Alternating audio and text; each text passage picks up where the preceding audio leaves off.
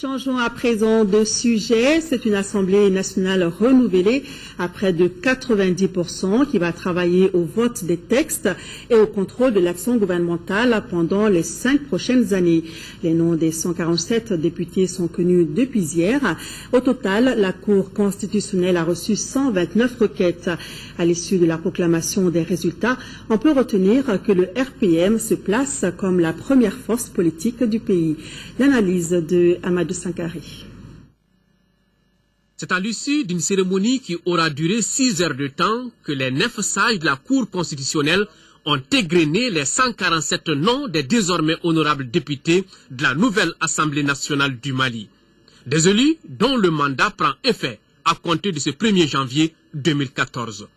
Avant d'en arriver là, la Cour avait sur sa table 129 requêtes.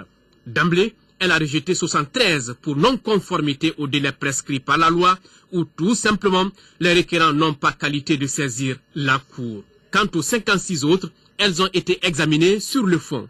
C'est ainsi qu'à la lumière de ce travail de fourmi, dans certaines localités, la Cour a relevé des irrégularités telles le bourrage d'urnes, la falsification des documents électoraux ou encore l'achat de conscience.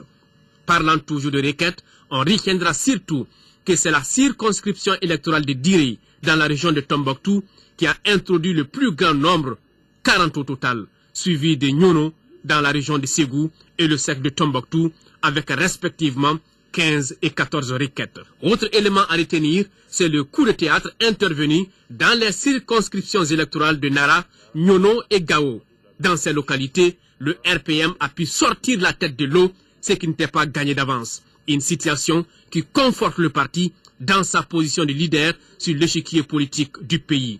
Aujourd'hui, environ 15 députés de l'ancienne Assemblée signent leur retour à l'hémicycle. C'est donc une institution renouvelée à près de 90% qui va travailler aux voies de loi et au contrôle de l'action gouvernementale pour les 5 prochaines années à venir.